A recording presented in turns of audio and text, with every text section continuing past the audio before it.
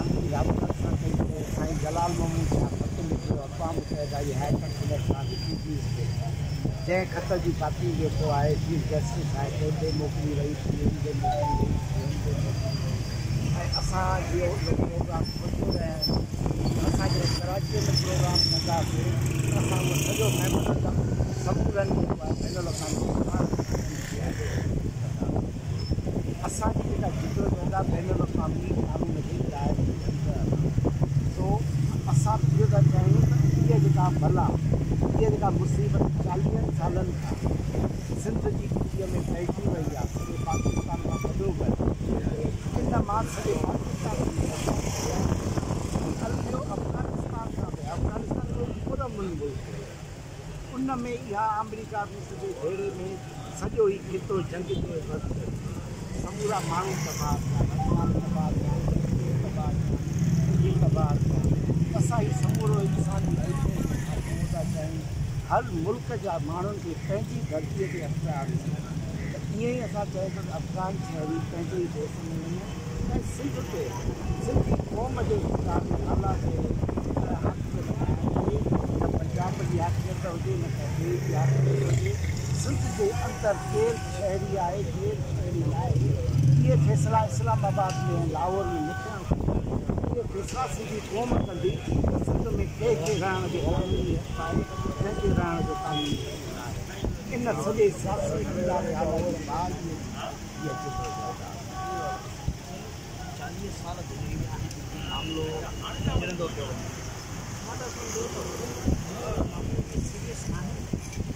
न अक़वाम मुतहिदा जे या सॼे जेके बि अंग अखर आहिनि हीउ मामिलो घिरजंदो नथो वञे पहिरीं त 40 खां 60 लख अफ़गान पनाह जी आया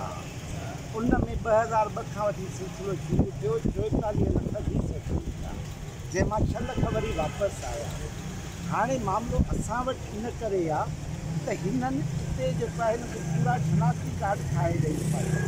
नतीजे में उहो सिंध जे कारोबार ते बि काबिज़ था थी वञनि हिते जो उन्हनि मसइलनि ते बि पर असांजी जेका मुसलसल जिदोजहद रही आहे उन जिदोजहद असांखे नतीजा बि ॾिना कल्ह ताईं सिंध जे शहरनि में असांखे बेगानगी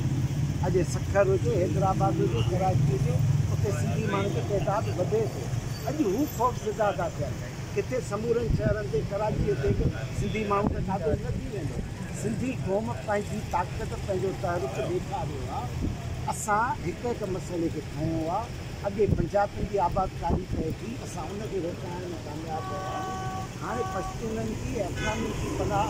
आबादकारी असां उनखे बि रोकाइण चाहियूं जेके बि मसइला हेॾा गंभीर मसइला हल करण थोरो टाइम लॻंदो ऐं असां ॾाके बॾाके कामयाबी हासिलु करे रहिया आहियूं हिन मसइले ते असांखे मुकमल कामयाबी मिलंदी ऐं हीअ जेका असांजी जिदोजहद आहे ख़ासि तौर ते नए नस्ल खे नौजवाननि खे अॼु हिन टाइम ते उहे बि सोच करे था जेके IBA में टेस्ट थी विया असां वॾो में वॾो पंहिंजे कैरियर लाइ कमु न कनि सिंध नई सिंध अॼु लाइ उहे पंहिंजो कमु कंदा जॾहिं उहे किरदार अदा कंदा त हिकिड़ी नई शानदार सिंध अॼु थी वेंदी ऐं उहा सिंध सॼी इंसानदात लाइ अमन जो पैगाम ॾींदी इंसान दोस्त हाणे रिसेंटली 40 साइबर इशू ऐं उन खां पोइ काफ़ी सारा असांजा ई माण्हू इन्वॉल्व आहिनि जेके शनाख़ती कार्ड बि ठाराए पिया ॾियनि ऐं डोमिसाइलनि खे बि ठाराइण में इन्वॉल्व आहिनि छा तजवीज़ कंदो उन्हनि माण्हुनि खे बुनियादी तौर ते असांजी सिंधी क़ौम खे इहा ॻाल्हि सम्झणी आहे सिंधी नौजवाननि खे सम्झणो आहे त उहो सिंधी हुजणु का क्वालिटी न आहे त बसि पीटीअ वारा सिंधी हिननि खे आहिनि असुल शइ आहे सिंध दोस्त हुजणु असुल शइ आहे ईमानदार हुजणु असुल शइ आहे मेरिट ते अॻियां अचणु ऐं असुल शइ आहे जिन वटि सिंध हक़ीक़ी माना में विझंदा हुजे जंहिं लाइ सिंध अमर हुजे सिंध कार्ड न हुजे अहिड़ा सिंध दोस्त माण्हू जॾहिं इक़्तिदार या आला ईंदा तॾहिं हक़ीक़ी माना में उहे मसइला